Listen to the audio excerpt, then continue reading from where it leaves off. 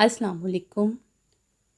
کچھ چونک کر وہ تیزی سے اس کی سمت بڑھا تھا جس پر کھانسی کا دوڑا پڑا تھا۔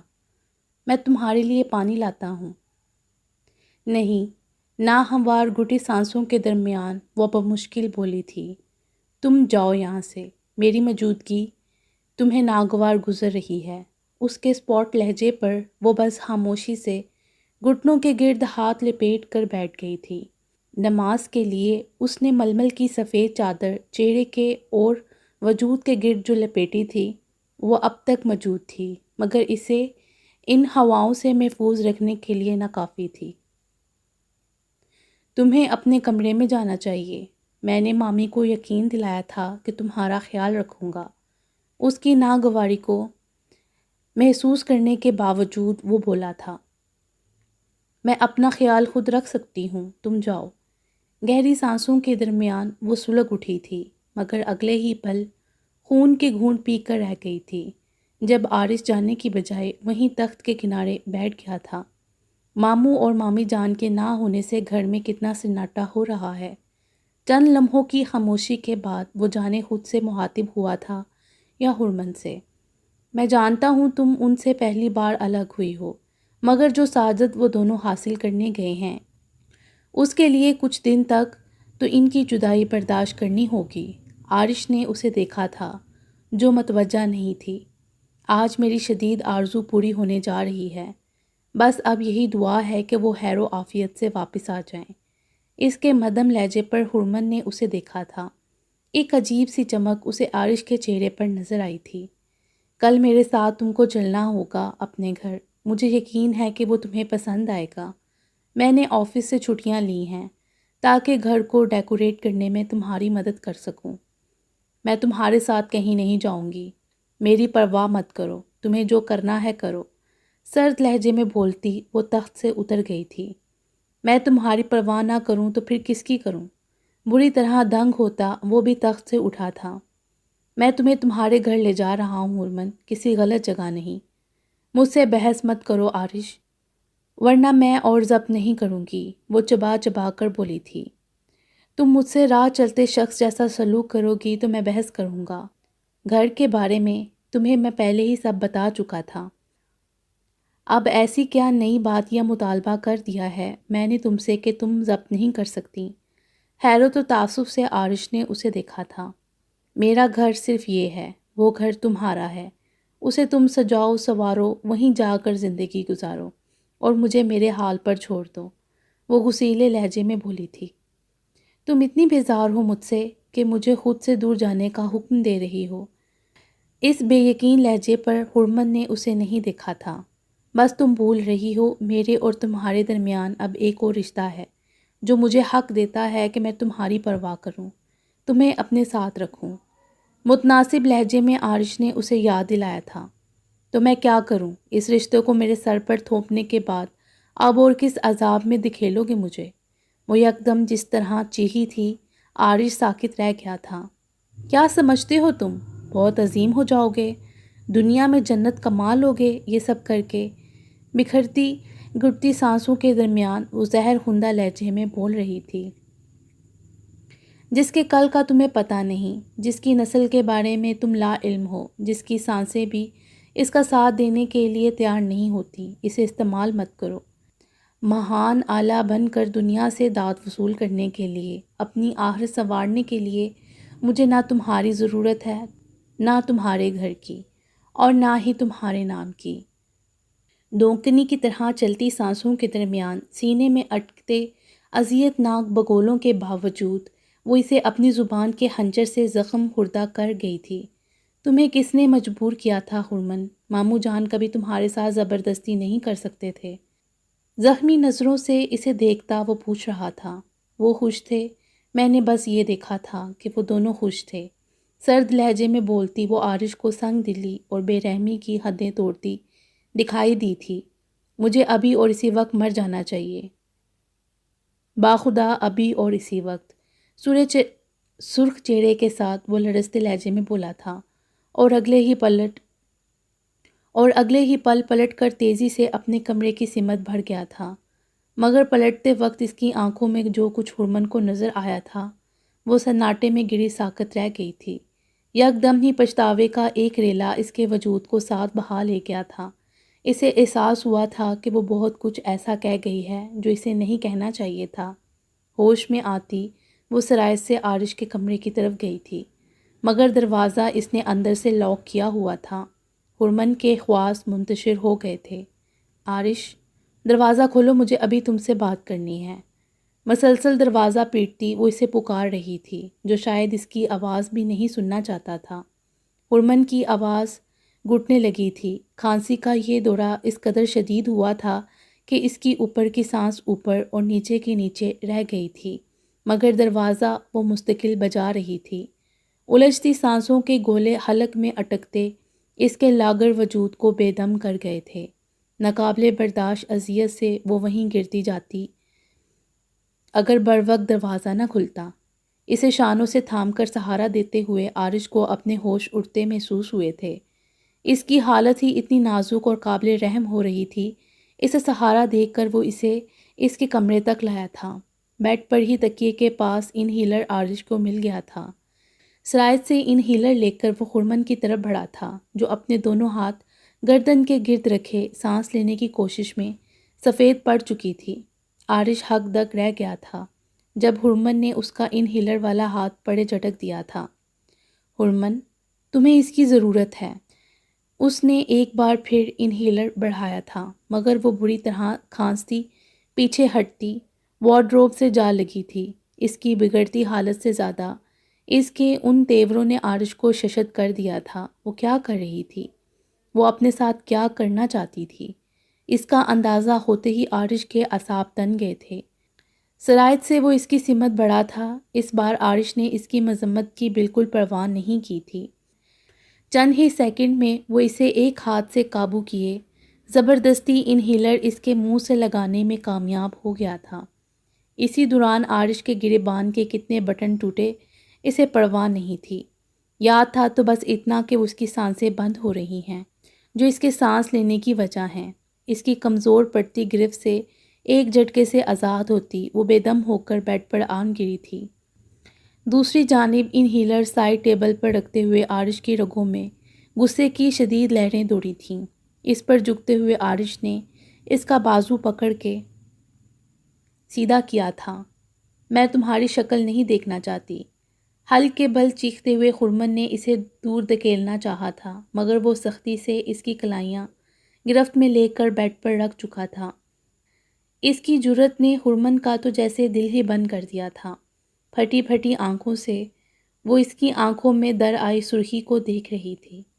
ہرمن کو پہلی بار اس کی آنکھوں اور تاثرات میں شدید اشتعال نظر آیا تھا۔ تم نے ٹھیک کہا تھا، تمہیں میری ضرورت نہیں ہے، اور یہ بھی سچ ہے کہ تمہیں ان کی بھی پرواہ نہیں جن کی زندگی تمہاری زندگی سے جڑی ہے۔ پوچھو اب خود سے کس طرح ان کا سامنا کرو گی۔ آج تم نے کیا کچھ ختم کرنے کی کوشش کی ہے؟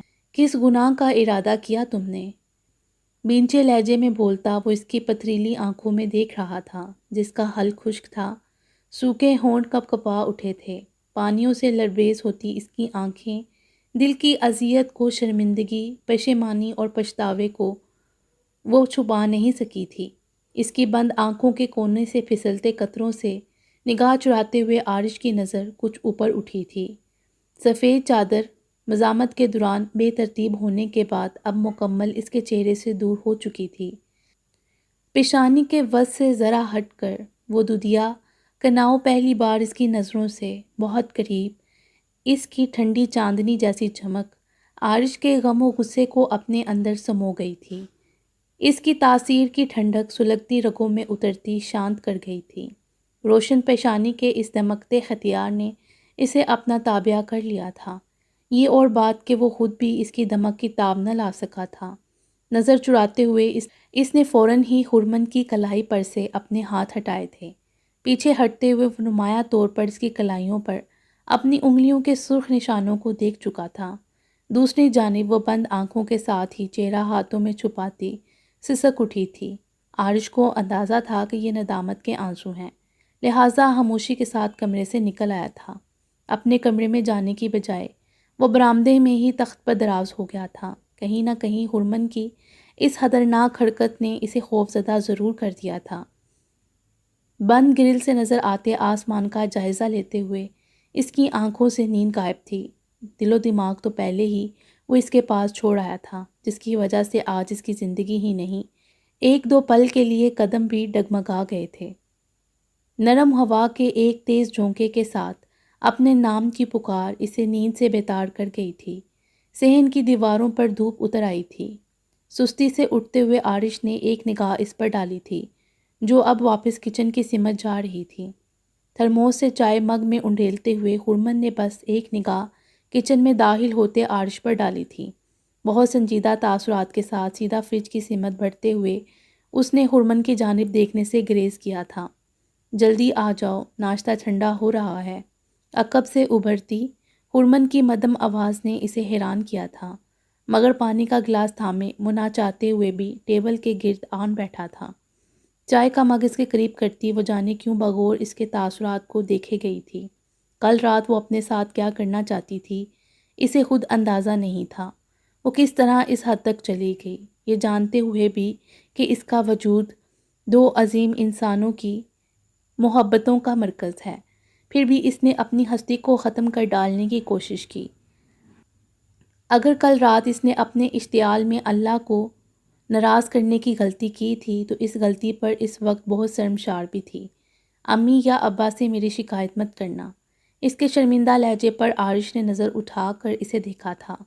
ہلکے آسمانی رنگ کا اسکارف چہرے کے گرد لپیٹے وہ نظر جھکائے نادم سی لگ رہی تھی۔ گھر کب تک چلنا ہے؟ میں تیار ہوں۔ تمہاری چھٹیاں زیادہ سے زیادہ ایک ہفتے کی ہوں گی، اسی میں گھر سیٹ ہو جائے گا تو اچھا ہے، کیونکہ پھر مجھے پولر بھی جانا ہوگا۔ رک رک کر بولتی وہ اس کے کچھ کہنے کی منتظر تھی، جو اسپاٹ چہرے کے ساتھ چائے کے سپ لیتا ٹیبل کی سطح کو گور رہا تھا۔ منزہ کا فون آیا تھا، تم مجھے گھر پر چھوڑ کر اسے بھی وہاں لے آنا تو اچھا ہوگا، وہ میری مدد کر دے گی۔ ابھی وہ بول ہی رہی تھی کہ کال بیل گونج اٹھی تھی۔ وہ اپنی جگہ سے اٹھی تھی، مگر عارش اس سے پہلے ہی کچن سے نکل گیا تھا۔ جانتا تھا کہ اس وقت کون دروازے پر ہوگا۔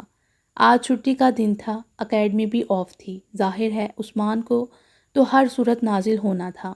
پتہ نہیں وہ اب کون سی افواہیں اڑانے آیا تھا۔ کم از کم عارش نہیں چاہتا تھا کہ ہرمن کا سامنا عثمان سے ہو۔ کیوں آئے ہو؟ عارش نے پوچھا تھا۔ کیسے نہ آتا، رات کانٹوں پر گزاری ہے میں نے، شکر ہے تم زندہ ہو۔ ایک ہاتھ سے عارش کو پڑے ہٹاتا اندر داخل ہو گیا تھا۔ پہلی نظر اس تک ہی گئی تھی جو کچن کے باہر کھڑی اسی جانب متوجہ تھی۔ کسی اور کی دلہن نہ بن جانا، اس کی جانب اشارہ کرتا وہ حلق کے بل گنگنایا تھا۔ جواباً ناگوار نظروں سے اسے دیکھتی وہ واپس کچن میں چلی گئی تھی۔ دیکھا، شرما گئی استانی۔ عثمان نے فخر سے عارش کو دیکھا تھا۔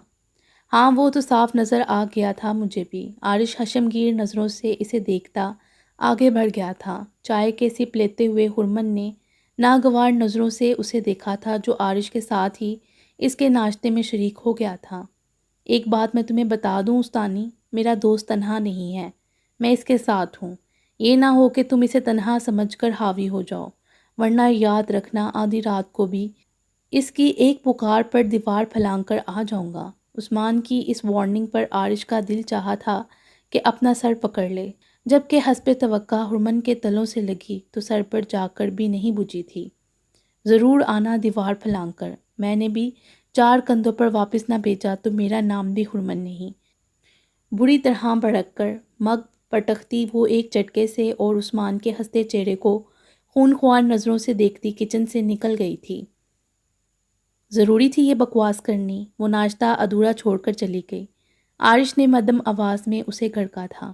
ہاں ضروری تھی، وہ اگر یہاں بیٹھی رہتی تو میرے نوالے گنتی رہتی، اور میں اس وقت ڈٹ کر ناشتہ کرنا چاہتا ہوں۔ ڈٹائی سے بولتے عثمان نے بوائل انڈوں سے انصاف کرنا شروع کر دیا تھا۔ اس کی رفتار کو دیکھتے ہوئے عارش کو بس چائے پر ہی اکتفا کرنا تھا۔ مجھے پہلے ہرمن کو شو روم لے کر جانا ہے، فرنیچر تو وہی پسند کرے گی، مگر میں چاہ رہا تھا کہ بیلا بھی آ جائے تو ہرمن کو آسانی ہو جائے گی۔ تم ذرا آپی کو کال کرو کہ فرحان کے ساتھ بیلا کو بھیج دیں، یا پھر میں ہرمن سے کہہ دوں۔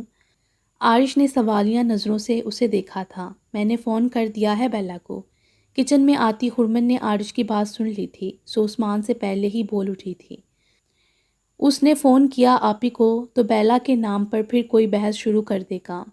فاروق بھائی نے سن لیا تو اور شک شبے میں گرفتار ہو جائیں گے۔ فکر مت کرو، اب تو کسی بحث کی گنجائش ہی نہیں رہی، عثمان یکدم تلخ لہجے میں بولا تھا۔ مجھے صرف اب اپنے گھر والوں کا یہاں سے جانے کا انتظار ہے۔ اس کے بعد جو مجھے کرنا ہے اس میں کسی شک و شبے کی گنجائش بھی میں نہیں رہنے دوں گا۔ کیا مطلب ہے تمہارا؟ کیا کرو گے تم؟ دنگ نظروں سے ہرمن نے پہلے عثمان کو اور پھر عارش کو دیکھا تھا جو یکدم کرسی سے اٹھ کھڑا ہوا تھا۔ میرا خیال ہے میں پہلے منزہ کو لے آتا ہوں، تب تک بیلا بھی پہنچ جائے گی تو ساتھ ہی چلیں گے، ہرمن سے کہتے ہوئے وہ عثمان کی طرف متوجہ ہوا تھا۔ تم چل رہے ہو میرے ساتھ؟ عارش کے سوال پر وہ چائے کا آخری گھونٹ لیتا اٹھ کھڑا ہوا تھا۔ ہرمن الجھی نظروں سے ان دونوں کو جاتا دیکھتی رہی تھی۔ اسے شک نہیں، مکمل یقین تھا کہ وہ دونوں کوئی بات چھپا رہے ہیں، مگر کیا؟ یہ سوال ذہن میں ابھرتے ہی بیلا کا چہرہ اس کی آنکھوں کے سامنے آ رہا تھا۔ کھلے ٹیرس میں پھیلی نرم چمکتی دھوپ میں آ کر اس نے ارد گرد کا جائزہ لیا تھا۔ 5ویں فلور سے وہ بہت اچھی طرح وسیع رقبے پر پھیلے سبزے کو دیکھ سکتی تھی۔ یہ جگہ اور یہ اپارٹمنٹ اسے واقعی بہت پسند آیا تھا۔ اندر بیلا اور منزہ ابھی تک گھر کا کونا کونا دیکھ رہی تھیں اور وہ بہت خاموشی سے ٹیرس پر آ گئی تھی۔ یہ اپارٹمنٹ کافی خوبصورت اور جدید طرز پر بنا ہوا تھا۔ 2 بیڈرومز، ڈائننگ روم، ٹی وی لانچ، ہر جگہ بہت روشن اور ہوادار تھی۔ کچن بھی بہت سٹائلش تھا، جدید تقاضوں سے بھرپور۔ وہ خوش تھی مگر تشویش میں بھی مبتلا تھی۔ فاطمہ اور احمد حسین کا رد عمل بھی یقیناً خوشی سے بھرپور ہونا تھا جب واپسی پر انہیں اس نئے گھر کا سرپرائز عارش کی طرف سے ملے گا۔ کچھ چونک کر وہ پلٹی تھی۔ عارش اسے اپنی طرف آتا دکھائی دیا تھا۔ وہ بہت خوش باش لگ رہا تھا، آخر اس نے ایک بڑی کامیابی حاصل کی تھی۔ یہ اپارٹمنٹ پسند آیا تمہیں؟ سنجیدہ نظروں سے عارش نے اس کے سفید ریشمی سکارف میں قحط شفاف چہرے کو دیکھا تھا۔ ظاہر ہے یہاں سب کچھ اتنا خوبصورت ہے کہ کسی کے پاس ناپسند کرنے کی وجہ نہیں۔ وہ بھی سنجیدگی سے بولی تھی۔ میں کسی کی نہیں، تمہاری بات کر رہا ہوں۔ اس کی جانب دیکھے بغیر وہ بولا تھا، جبکہ ہرمن بھی دوسری طرف ہی متوجہ رہی تھی۔ مامی کو سبزہ بہت پسند ہے، ان کو یہاں بہت اچھا لگے گا۔ میں روز صبح ان کے ساتھ واک پر جایا کروں گا۔ گارڈن ایریا پر بنے طویل ٹریک پر شام کی واک کے لیے موجودہ لوگوں کو دیکھتا وہ بولا تھا، اور پھر ہرمن کو دیکھا تھا۔ میں نے یہ گھر تمہارے نام کیا ہے۔ اس کے انکشاف پر ہرمن کے تاثرات بدلے تھے۔ تمہیں بہت شوق ہے غلطی پر غلطی کرنے کا؟ اس کے ناگوار لہجے پر عارش کچھ کہتے کہتے رک کر خاموش رہا تھا۔ یہ اپارٹمنٹ چند ہزار میں نہیں ملا ہوگا۔ کیا تم مجھے بتاؤ گے اتنی بھاری رقم کا بندوبست کیسے کیا تم نے؟ جانچتی نظروں سے اسے دیکھتی وہ بولی تھی۔ ہاں، تمہیں نہیں بتاؤں گا تو پھر کسے بتاؤں گا؟ عارش نے گہری سانس لے کر اسے دیکھا تھا۔ تمہیں یاد ہوگا کہ سرگودا میں بڑے ماموں نے گھر اور زمینیں فروخت کی تھیں تو امی کا حصہ مجھے دیا تھا۔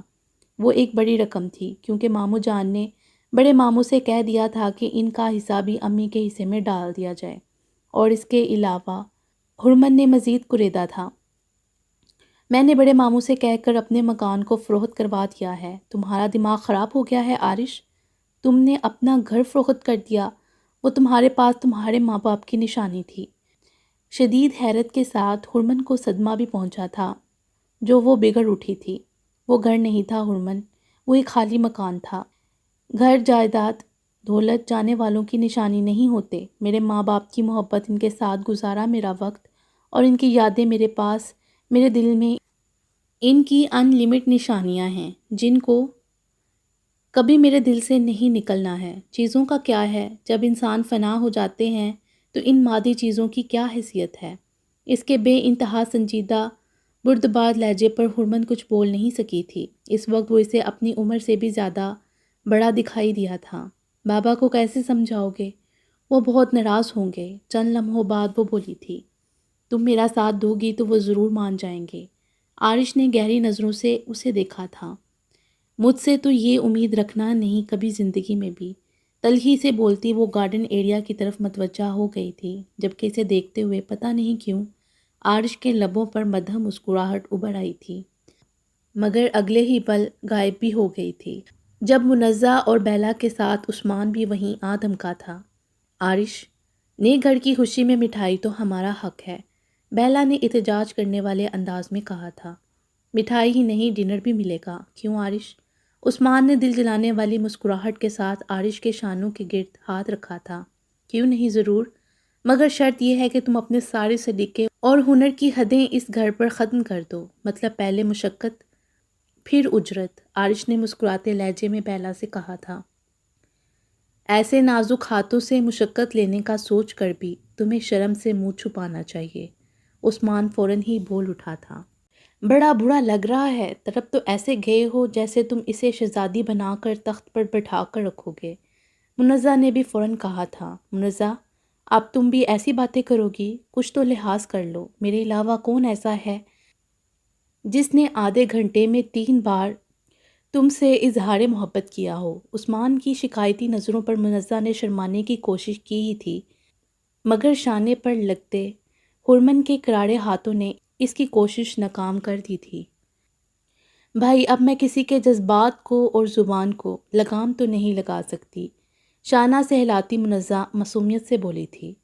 اور تم کہاں تھی اس وقت جب یہ حبیث بے لگام ہوا تھا؟ ہرمن نے بیلا کو بھی نہیں چھوڑا تھا۔ سچی بات ہے، میں نے اپنے کانوں پر ہاتھ رکھ لیے تھے۔ بیلا جس طرح بولی تھی، عارش اور منزہ کی ہنسی بے ساختہ تھی۔ میری طرف تو دیکھنا بھی نہیں، میں جس سے چاہوں اظہار محبت کروں۔ تمہارے ٹھکرانے کے بعد کہیں تو دل لگانا تھا۔ ہرمن کے کچھ کہنے سے پہلے ہی عثمان اس پر بھڑکا تھا، مگر اگلے ہی پل وہ ہڑبڑا اٹھا جب عارش نے اسے گردن سے پکڑ کر ریلنگ پر جھکا دیا تھا۔ بیلا اور منزہ کا چیخنا فطری تھا، مگر خیرت انگیز طور پر ہرمن نے بری طرح کھول کر عثمان کو ریلنگ سے دور ہٹایا تھا۔ تم بھی کس کا خون اپنے سر لے رہے ہو؟ یہ تو مر کر بھی ہمارے لیے عذاب بنا رہے گا۔ عارش کو گڑکتے ہوئے ہرمن نے عثمان کو دیکھا تھا، جس کی ہوائیاں اڑ گئی تھیں۔ میں مر گیا تو تمہارا کیا ہوگا؟ سب جانتا ہوں، دل ہی دل میں تم فدا ہو مجھ پر۔ عثمان کی بات پوری ہونے سے پہلے ہی ہرمن اس کی طرف جھپٹی تھی، مگر وہ کہاں ہاتھ آنے والا تھا۔ ٹیرس کے بعد گھر کے ایک ایک کونے کو اگر ہرمن نے نہیں دیکھا تھا تو عثمان کو پکڑ کر کچلنے کی کوشش میں اس نے ہر کونا دیکھ لیا تھا۔ ایک ہفتے کے اندر وہ تو بالکل گن چکر بن گئی تھی۔ چیزوں کی خریداری کے لیے بازاروں کے چند چکر لگانے کے بعد اس نے یہ کام عارش اور منزہ کے حوالے کر دیا تھا۔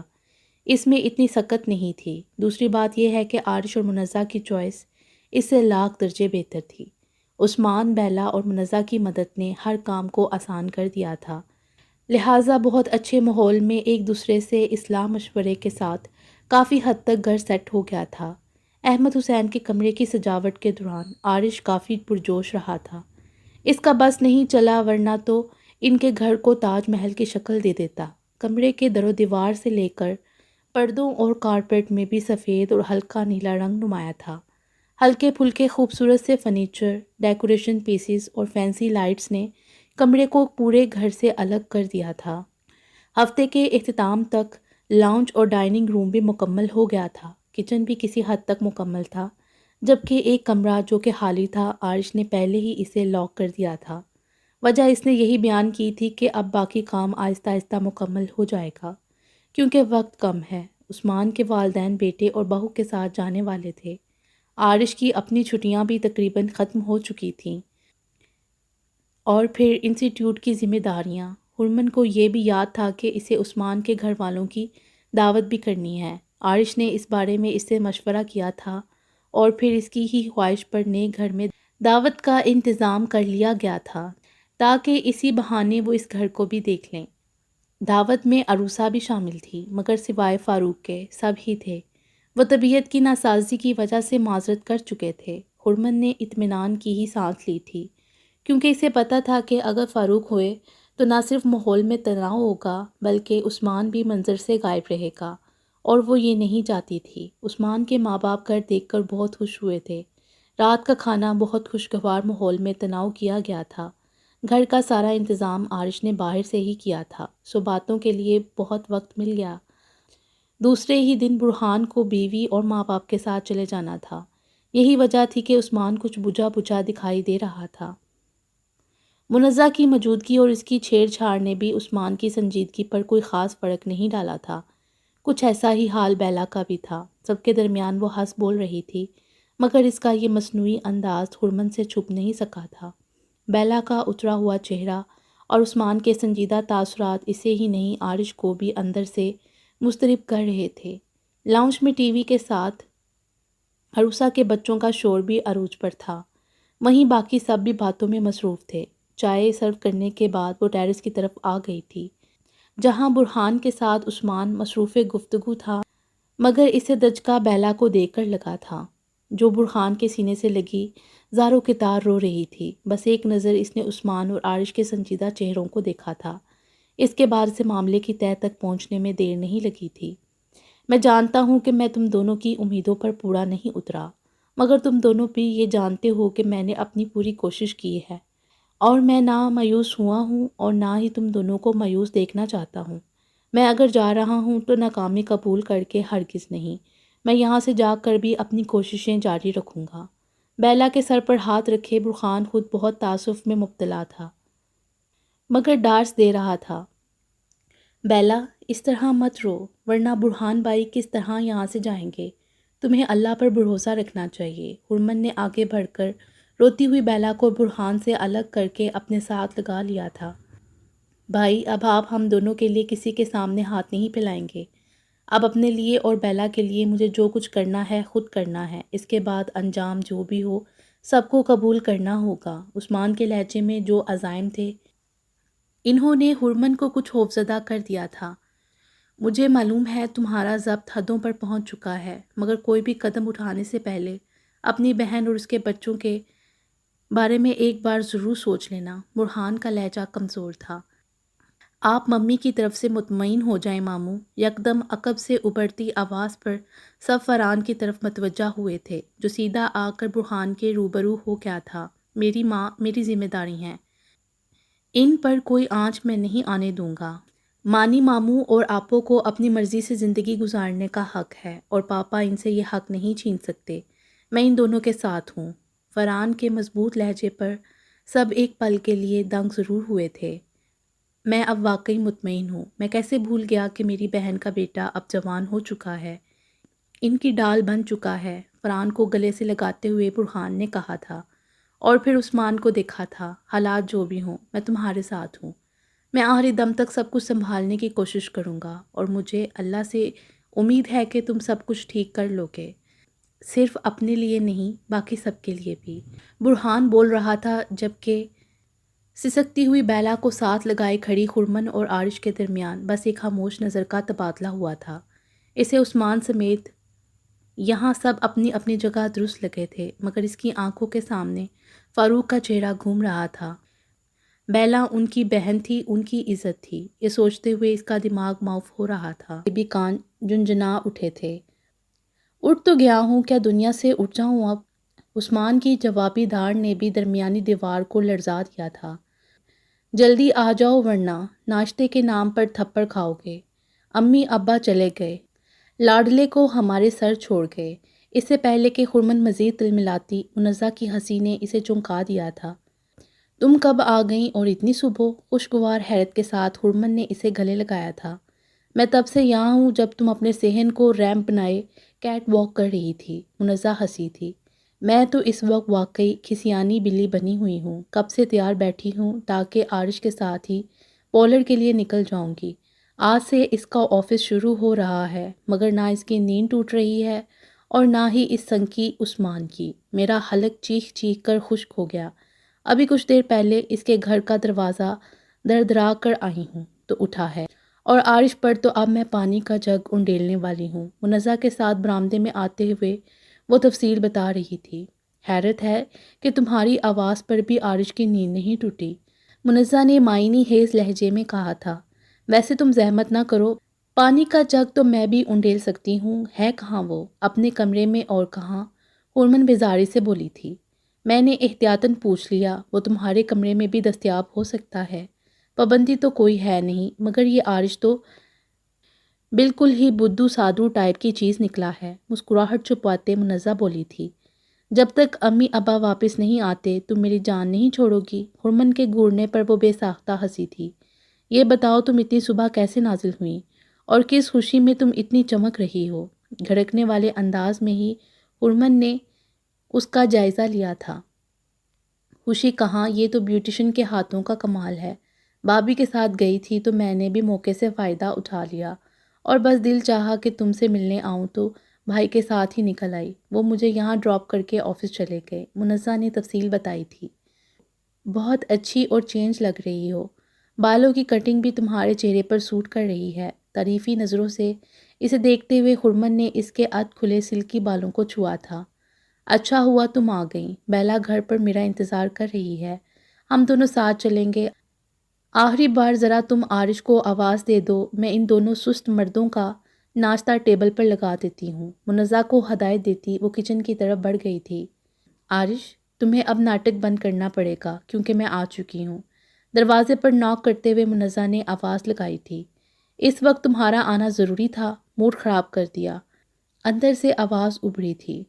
باہر آؤ، پھر اچھی طرح موڈ ٹھیک کرتی ہوں تمہارا۔ منزہ ہنستے ہوئے خود بھی کچن کی طرف چلی گئی تھی۔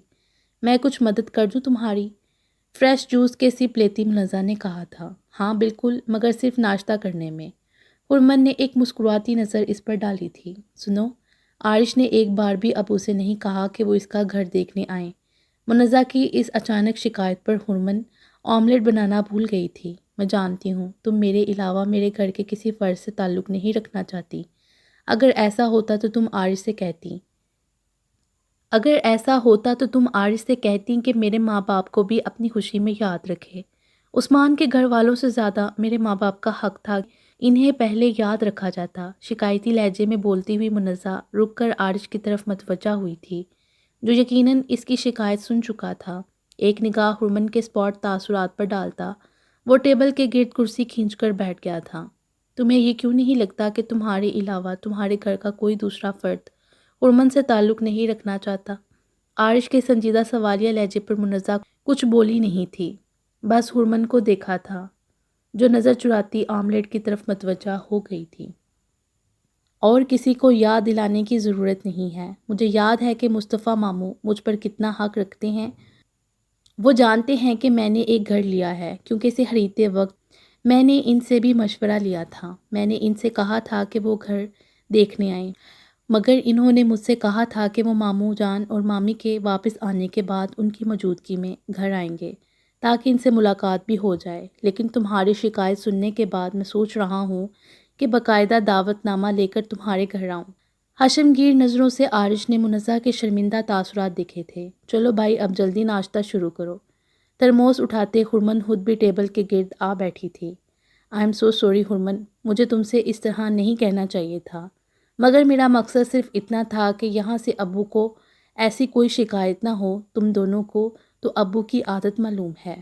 شرمندہ مت ہو منزہ، تم نے جو گلہ کیا وہ ٹھیک تھا، تمہاری جگہ میں ہوتی تو میں بھی یہی کہتی۔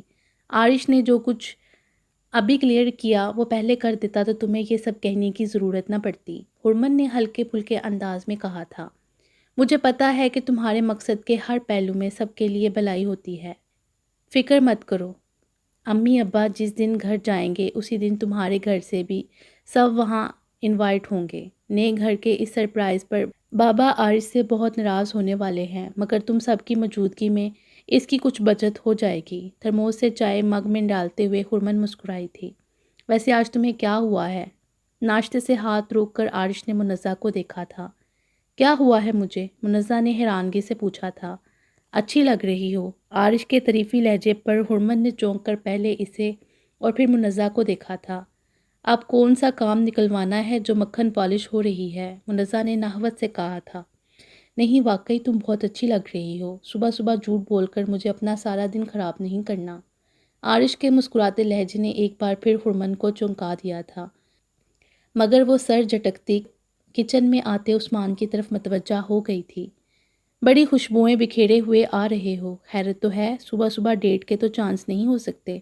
منزہ نے ماہنی خیز مسکراہٹ کے ساتھ عثمان کو دیکھا تھا۔ کیوں نہیں ہو سکتے چانس؟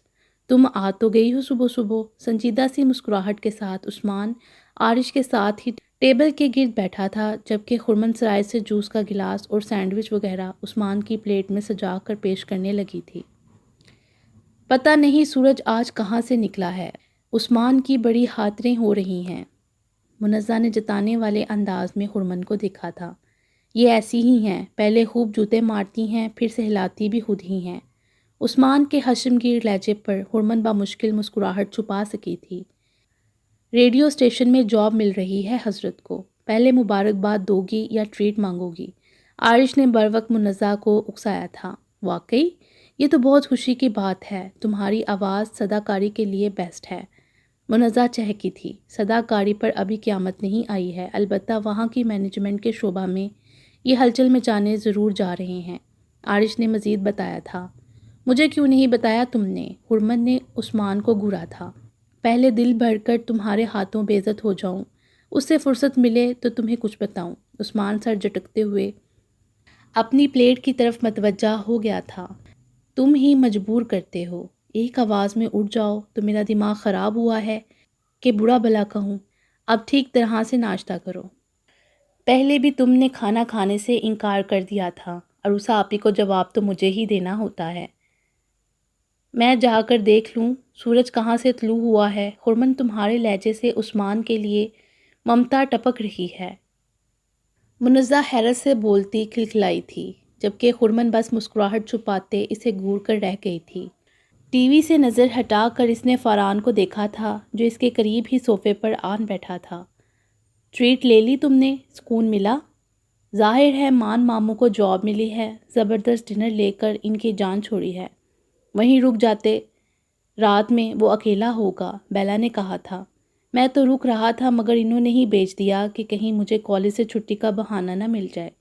ظاہر ہے ماموں بانجے دونوں ہی بے خبری کی نیند سونے کے عادی ہیں، بیلا نے مسکراتے ہوئے کہا تھا، جبکہ فرحان یکدم سنجیدہ ہوتا سیدھا ہو بیٹھا تھا۔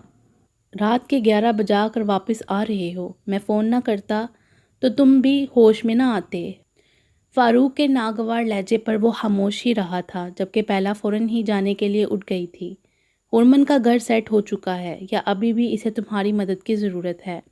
فاروق کے سرد لہجے پر اس کے قدم رکے تھے۔ نہیں، جواب دیتے ہوئے اس نے فاروق کی جانب دیکھنے سے گریز کیا تھا۔ ٹھیک ہے، پھر اب تمہیں وہاں جانے کی ضرورت نہیں ہے، وہ یہاں آتی ہے تو ملاقات ہو ہی جاتی ہے۔ ان کے اس ظلم پر بیلا نے ایک نظر قریب آتی عروسہ کو دیکھا تھا اور اگلے ہی پل تیز قدموں کے ساتھ لاؤنج سے نکل گئی تھی۔ پاپا، خرمن آپی ان کی دوست ہیں، آپ آپوں کو ان کی طرف جانے سے کیوں روک رہی ہیں؟ فرحان نے دھیمی آواز میں احتجاج کیا تھا۔ تم اپنا منہ بند رکھو۔ حسب توقع فاروق نے غصیلی نظروں سے بیٹے کو دیکھا تھا۔ کیا میں جانتا نہیں ہوں کہ وہاں کن مقاصد کو پورا کرنے کے لیے بھاگ بھاگ کر جایا جاتا ہے؟ خرمن کے گھر میں کون بیٹھا ہے لگامیں ڈالنے والا؟ ان کو تو مل گئی کھلی چھٹی۔ ان کے شدید ناگوار لہجے پر عروسہ نے تنبیہی نظروں سے فرحان کے تنے ہوئے چہرے کو دیکھا تھا اور ساتھ ہی اشارتاً وہاں سے جانے کا حکم دیا تھا۔ فرحان کے سامنے زیادہ کچھ کہنے سے اعتراض کر لیا کریں، وہ میرا باپ نہیں، میں اس کا باپ ہوں۔ تمہاری انہی باتوں کی وجہ سے تمہاری اولاد بھی ایک دن میری نافرمانیوں پر اتر آئے گی۔ ایک کا تو بیڑا غرق کر چکی ہو تم۔ عروسہ کی بات کاٹتے وہ بھڑک ہی تو اٹھے تھے۔ آپ اسے غرق کر رہے ہیں، آپ اسے خود ہی باغی کر رہے ہیں۔ جس دن سے اس گھر میں آئی ہوں اس دن کے لیے، آپ کی بہن کے لیے میں نے اپنے آپ کو بھی بلا دیا، اور مجھے کیا حاصل ہوا؟ الزام پر الزام، بہتان پر بہتان۔ اگر آپ کے الزام سچ ہیں تو مجھے صبح دیکھنی نصیب نہ ہو۔ بلند آواز میں بولتے ہوئے عروسہ آنسوؤں کو ضبط نہیں کر سکی تھیں، مگر ان کے سامنے رکی بھی نہیں تھیں۔ سکارف اتارتے ہوئے وہ آئینے کے سامنے آ رکی تھی۔ ادھ کھلے بالوں سے کیچر ہٹا کر اس نے بالوں کو مکمل آزاد کر دیا تھا۔ بغور اپنے عکس کو دیکھتے ہوئے اس نے پیشانی پر بکھرتی تراش شدہ لٹوں کو انگلی سے ایک طرف ہٹایا تھا، مگر وہ ریشم کی طرح پھسلتی پھر اس کے دائیں آبرو پر آن ٹھہری تھیں۔ غائب دماغی کسی کیفیت میں وہ بالوں کو دھیرے دھیرے انگلیوں سے سلجھاتی اپنا جائزہ لینے لگی تھی۔ پتہ نہیں کیوں آج منزہ کا نیا روپ دیکھنے کے بعد اسے کیوں اپنا بھی خیال آ گیا۔ ذرا سی توجہ نے آج خود اس کے روپ کو بھی کچھ بدل دیا تھا۔ حالانکہ پولر میں تمام گر سیکھ لینے کے باوجود اس نے کوئی گر کبھی خود پر نہیں آزمایا تھا، مگر آج منزہ کو دیکھ کر اسے بھی خود کو چینج دیکھنے کا شوق چڑھ آیا، اور اس شدت سے کہ آج پارلر میں اس نے اپنے آپ کو بیلا کے حوالے کر دیا تھا کہ وہ اپنے تمام گر اس پر آزما ڈالے۔ اس کی اس اچانک خواہش نے پہلے تو بیلا کو حیران کیا، اس کے بعد تو اس کی ہنسی ہی نہیں رکنے کا نام لے رہی تھی۔ سارا وقت وہ عارش کا نام لے کر اسے تنگ کرتی رہی تھی، جبکہ خرمن بس کوفت میں ہی مبتلا ہوئی تھی، کیونکہ نہ تو اسے عارش کی تعریف اور توجہ کی ضرورت تھی، نہ ہی وہ اس کے لیے خود کو نکھارنا چاہتی تھی۔ یہ بالکل سچ تھا کہ نکاح جیسے رشتے کے قائم ہو جانے کے باوجود عارش کے لیے اس کے دل میں کوئی انوکھے جذبات و احساسات کی رمق تک نہیں جاگی تھی۔ نہ ہی اس کے نام پر دل کی دھڑکن تیز ہوئی تھی، نہ اس کی موجودگی میں دل کی دھڑکن رکتی تھی، نہ ہی اب اس سے بات کرتے ہوئے وہ جھجکتی تھی، نہ ہی اس کی طرف دیکھنا کوئی قیامت ہوتا تھا۔ کچھ بھی تو نہیں تھا جسے محسوس کیا جاتا۔ جب جب وہ اپنے اور عارش کے تعلق کے بارے میں سوچتی، اسے ابکائی آنے لگتی تھی۔ وہ عارش سے کیا خود سے ہی بیزار ہو جاتی تھی۔ وہ جانتی تھی کہ وہ اب ایک اب نارمل زندگی گزار رہی ہے، اور جانے کب تک اس اب نارمل زندگی میں اسے سانس لینی تھی۔ کچھ چونک کر اس نے بند دروازے کو دیکھا تھا اور پھر وال کلاک کو۔ اس وقت عارش کی پکار نے اسے حیران کیا تھا۔ 2 منٹ رکو، آ رہی ہوں، آواز لگاتے ہوئے اس نے کیچر میں بالوں کو سمیٹا تھا اور دوپٹہ بیڈ سے اٹھاتی دروازے کی سمت بڑھ گئی تھی۔ برآمدے کی گرل کو لاک کرتے ہوئے وہ قریب آئی، خرمن کی طرف متوجہ ہوا تھا۔ ایک پل کو وہ ٹھٹکا ضرور تھا، برآمدے کی تیز روشنی میں کسی تبدیلی کا احساس اسے بھی ہوا تھا۔ دوسری جانب ہرمن اس کی طرف متوجہ نہیں تھی، کیونکہ وہ ہوا سے بے ترتیب ہوتے تخت پوش کو ٹھیک کرنے لگی تھی۔ عارش دیکھ سکتا تھا کہ اس کی پشت پر بکھرے بالوں کی لمبائی میں کچھ فرق بھی آ گیا ہے۔ کیوں بلایا ہے مجھے؟ چہرے پر آتی تراش شدہ لٹیں لاپرواہی سے کان کے پیچھے کرتی وہ اس کے مقابل آ رکی تھی، جبکہ اس کے چہرے کو دیکھتے ہوئے عارش کا سانس لینا مشکل ہو گیا تھا۔ فوراً ہی وہ اس کے چہرے سے نظر ہٹا گیا تھا۔ کیا بات ہے؟ اس کی کیفیت سے بے خبر ہرمن اس کی خاموشی پر الجھ گئی تھی۔ بڑے ماموں کی طبیعت ٹھیک نہیں، وہ ہسپتال میں ایڈمٹ ہو چکے ہیں۔ اس کی جانب دیکھے بغیر وہ بولا تھا۔ اللہ رحم کرے، کوئی خطرے کی بات تو نہیں؟ بابا کو اطلاع دی تم نے؟ ہرمن اپنی تشویش کو نہیں چھپا سکی تھی۔ اللہ کا شکر ہے کہ ابھی بڑے ماموں کی طبیعت کچھ بہتر ہوئی ہے، میں نے ان سے بات بھی کی ہے۔ ماموں جان اور مامی کو بھی وہ بہت یاد کر رہے ہیں، مگر انہوں نے مجھے منع کیا ہے کہ میں ماموں جان تک ان کی طبیعت کی خرابی کی اطلاع نہ پہنچاؤں۔ چند دن تو رہ گئے ہیں ماموں جان اور مامی کی واپسی میں سوچ رہا ہوں کہ ماموں جان اور مامی بڑے ماموں کی طرف جائیں، وہاں سب کے ساتھ وقت گزاریں اور خود اپنے ساتھ بھی۔ عارش نے ایک نگاہ اسے دیکھا تھا، جو سنجیدہ نظروں سے اسے دیکھ رہی تھی۔ ماموں جان اور مامی نے اپنی آدھی زندگی وہاں گزاری ہے، وہاں ان کی بہت سی یادیں ہیں۔ بولتے ہوئے وہ ایک پل کو رکا تھا۔ تم بیٹھو پہلے۔ بولتے ہوئے وہ اس سے پہلے ہی تخت کی طرف بڑھ گیا تھا، جبکہ ایک گہری سانس لیتی خرمن اس کی تلقین میں تخت کے کنارے بیٹھ گئی تھی۔